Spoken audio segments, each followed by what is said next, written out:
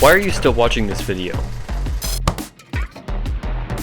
Sex, junk food, video games, gambling, shopping, and alcohol all share one thing in common with each other. Dopamine is a neurotransmitter in our brains that rewards us for doing the things that our brains decide will keep us alive the longest. Sex means the reproduction of our species, and food means we get to live another day. Dopamine has kept the human race going our entire evolution, and it hasn't faded since. Today it stimulates social and economic growth more than any other factor, and every content creator online uses it to grab and hold your attention for as long as possible. It's the reason you haven't clicked off this video yet, and if you're about to, you're not exempt from this either. Every thumbnail on your YouTube homepage is especially designed to stimulate the most dopamine in your brain in order to override your impulse control and get you to click. Despite how important dopamine is in our lives, social media and marketing companies make billions by exploiting this natural reward system in our brains until we lose all self-control, finding ourselves stuck in a constant doom scroll or binge session. When this happens, we no longer have as much control over our consumer purchases, our attention, or how we spend our time. Too much dopamine, like the amount we're exposed to every single day, can cause us to become desensitized to it, just like drugs, porn, alcohol, and sugar. So what's the solution? By reducing the amount of dopamine we get from these bad sources, we can reset our brain's response to dopamine, meaning that even the smallest amounts of dopamine can give us a rush, leaving us more satisfied and excited than those things ever could have before. Productivity YouTubers like Nicholas Crystal, Nate O'Brien, Andrew Kirby, and countless others have all put themselves through the hell known as the Dopamine Detox. Their results were promising, including greater focus, more clarity of thought, and a greater overall enjoyment of life. If so many people trying this could see these benefits, then I figure it's worth a week for me to give it a try myself. So let's get started. I don't know what's wrong with me. I'm not enjoying this. It's such a bad idea. This is such a bad idea. Why? I don't know why I'm doing this. Why am I doing this? Why the fuck am I doing this for a whole week? For a whole week? So why in the hell am I doing this? There are two reasons actually, namely, I'm really busy this month. I've got a lot of projects coming to a head at the same time, and then just the amount of time I put into each of these videos every week, I'm in desperate need of better focus. I am definitely addicted to things like YouTube, Disney Plus, and Netflix, and I really need to be able to get those things off my plate so that I can focus entirely on the things I need to get done now. The second reason, this topic seems to do really well on YouTube, so I'm going to put myself through hell for your entertainment. You monster. What am I doing with my life? I'm going to use the rulebook followed by Nicholas Crystal, not only because I'm a huge fan of his and because his video was the inspiration for this one, but also because his rules sequence is fucking awesome, and I'm gonna rip him off. For the next 7 days, I can't consume the following things. No social media. I kind of already did this with Instagram, so this was just a matter of deleting Twitter from my phone and blocking the website. No TV or YouTube, and no video games either. No junk food, no alcohol or drugs, no porn, no music. Okay, but I am going to make a few exceptions here. This actual detox itself is taking place on week 2 of 2 for my upload schedule, which means that by the end of the detox, I'm gonna need to start editing this video, which means that I will have to use music and I will have to probably use YouTube here and there. However, I will try to be a good boy and use those things exclusively for work and not try to exploit this exception. The second exception is junk food. Soda is still definitely out, but as a skinny guy trying to bulk up with a really low appetite and a really fast metabolism, sugary, calorie-dense foods are pretty much the best thing I can eat for bulking up. As odd as it sounds, ice cream and peanut butter are pretty much the two power foods that I can eat. I'm also a college student with the worst goddamn food in the world, which means that my healthy food options are pretty much non-existent. I mean, the one healthy place in the food court, I swear to God, everything's deep fried. I don't know how they do it, but they make it taste like the pizza that's so soggy that when you pick it up, it just like falls into a perfectly vertical line. Moving on. What this means is that unhealthy things like soda and sugar and unhealthy snacks, those are all still out, but things like chocolate milk, muffins, and pizza that I get from the cafe, those are all still in. If I try to cut these out, I'll be back in a calorie deficit, and I'm significantly underweight as it is, so those guys are gonna have to stay. To better prepare myself for this detox, I wanted to sit down with an expert to learn more about dopamine and whether or not these detoxes actually work. This is Dr. Bernadette Jones. She's a clinical psychologist who works with individuals and couples, as well as helping divorcing couples through collaborative divorce. Dopamine is a neurotransmitter. It can be thought of as sort of the feel-good neurotransmitter. It's stimulated when we do things that feel good. It could be, we tasted delicious food, or we achieved something great or even good. It's important because it motivates us to do those things that make life interesting and that preserve life. And have you heard of Dopamine Detox before? I'm not sure how popular it is outside of YouTube. Yeah, no, I've heard of it. I can't say that I'm a particular expert in it, but it makes intuitive sense. The kind of dopamine detox is necessary when people are kind of literally detoxing from an alcohol or a drug addiction. It's something that is really significant in gambling addiction. What happens then is, because of that constant hunger for the dopamine rush, people end up feeling understimulated when they're not playing. With all this in mind, it was time to say my last farewell to my favorite source of dopamine for the week. And with my last headbanging session to the Arcane soundtrack, I turned out the lights. And so the detox began.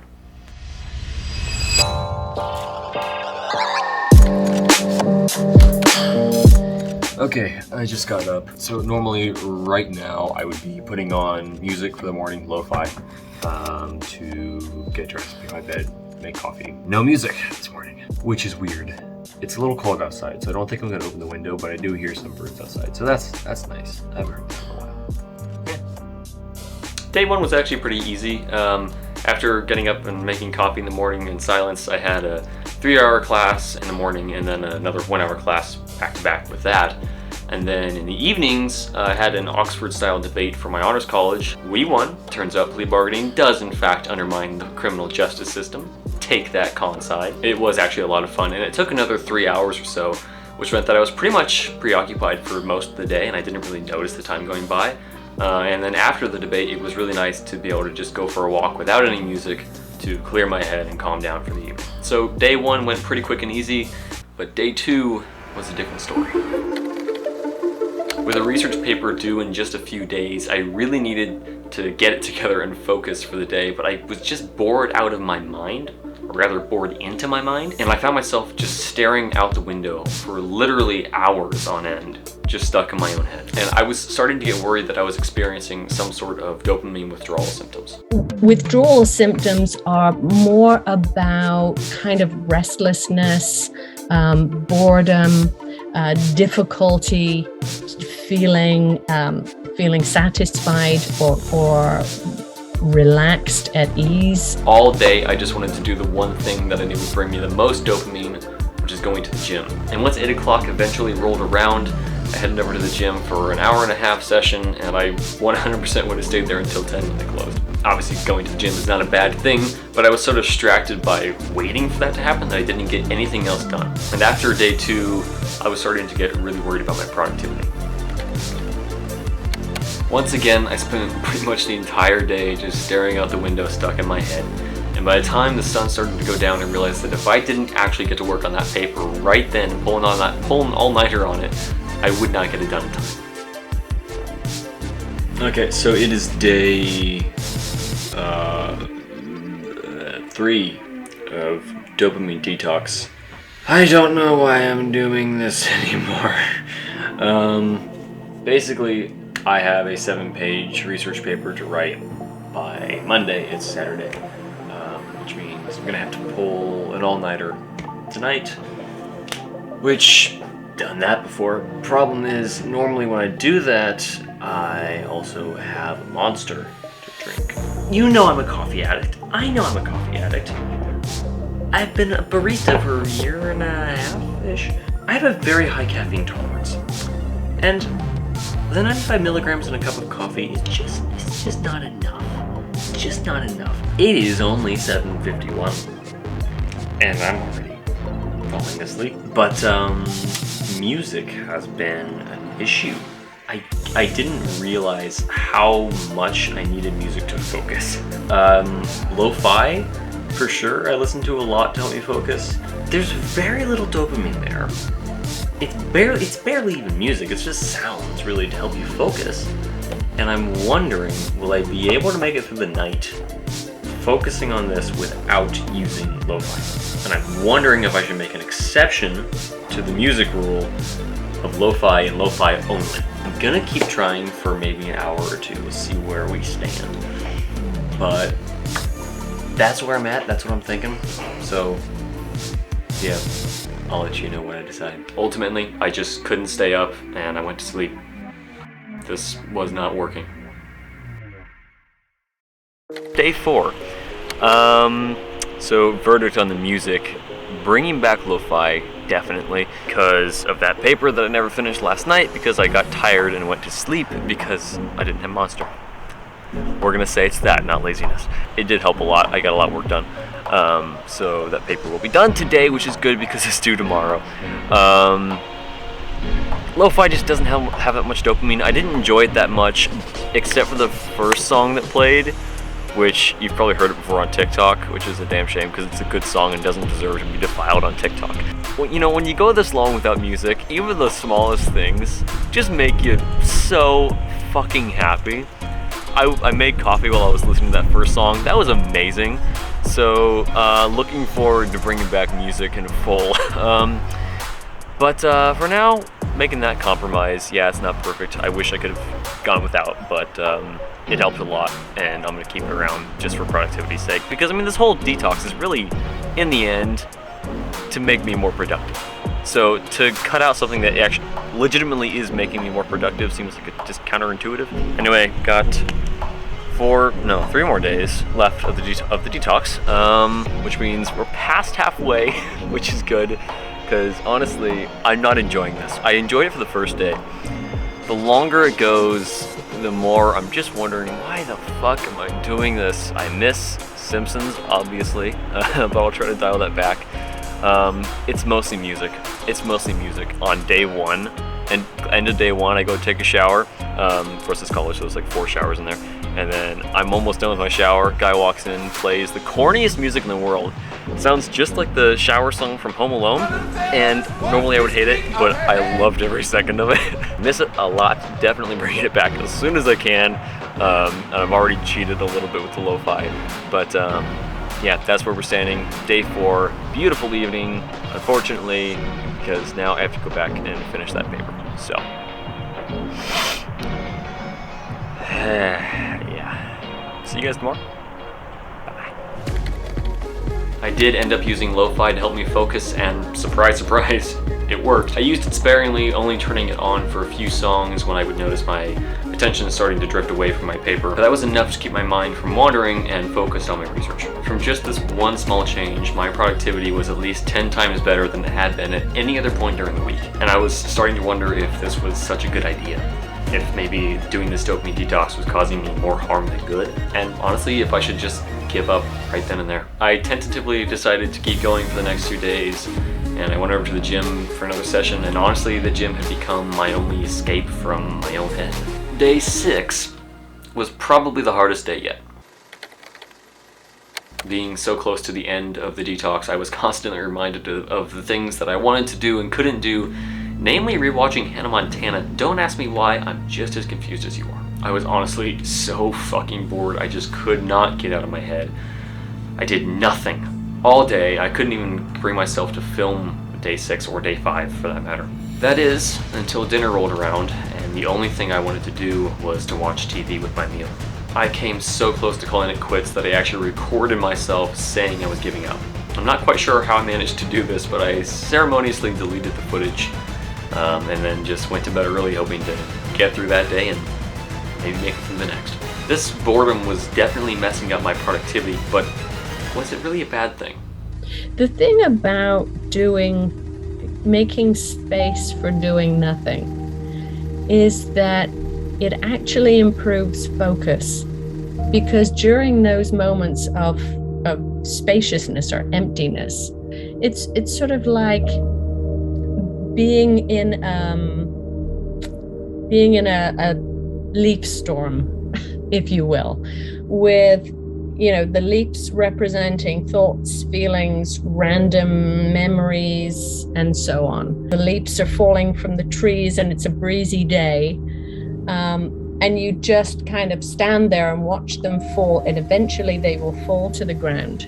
And our thoughts have a similar habit.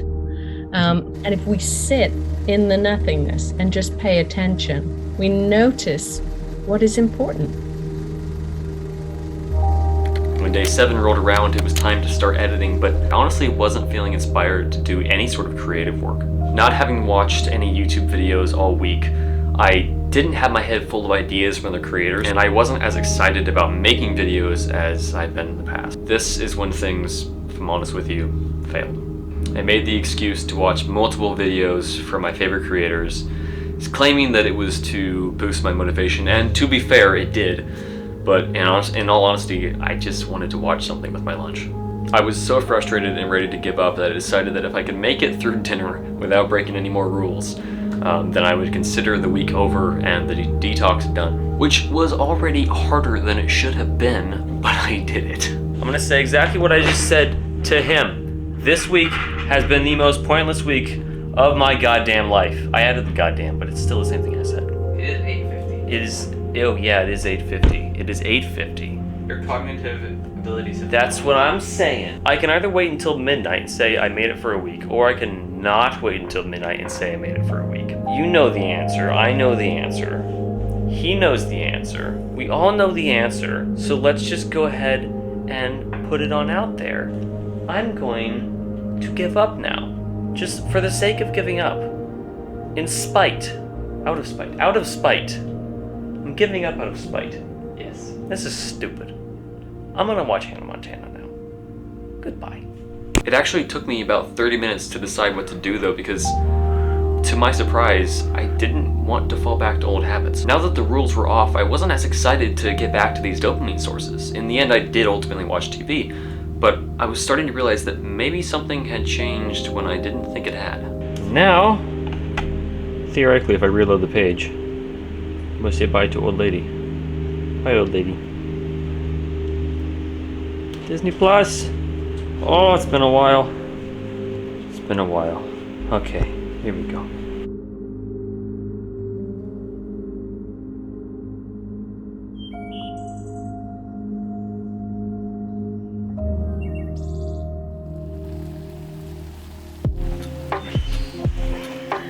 Hey, howdy, hello.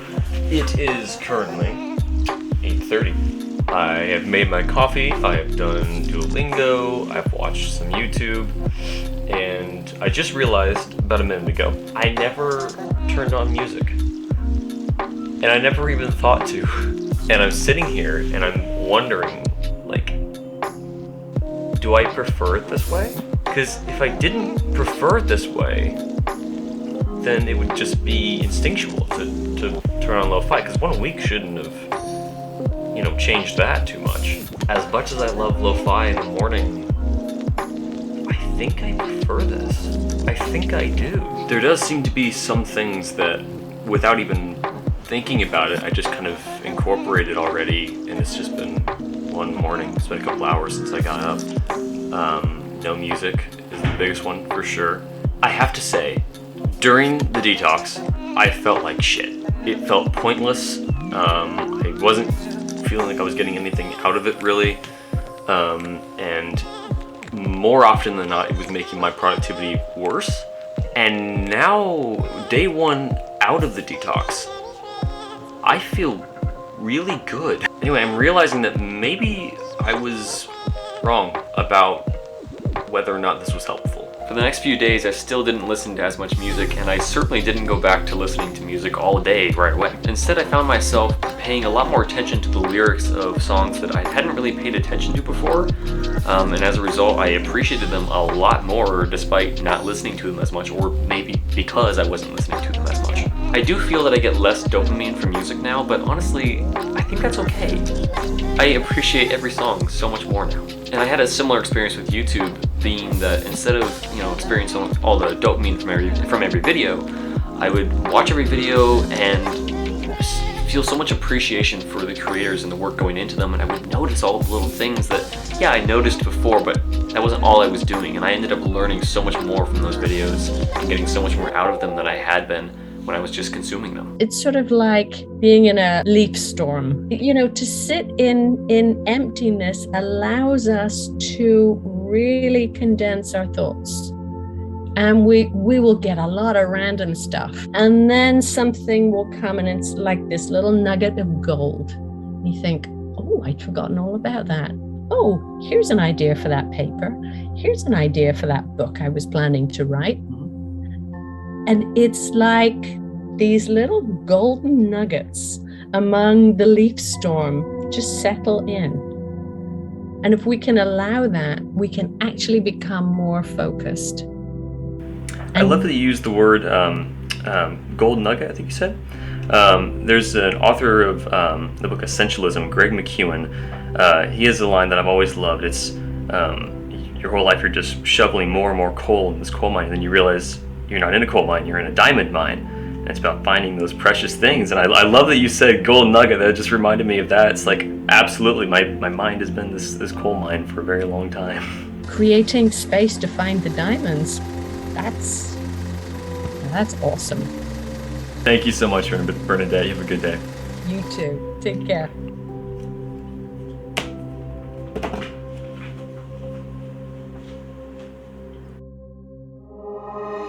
So as for my results, I'm really happy to have done this. This greater appreciation that I'm feeling for music and just creative things in general are, at least so far, making my life personally and professionally a lot better. Would I do it again?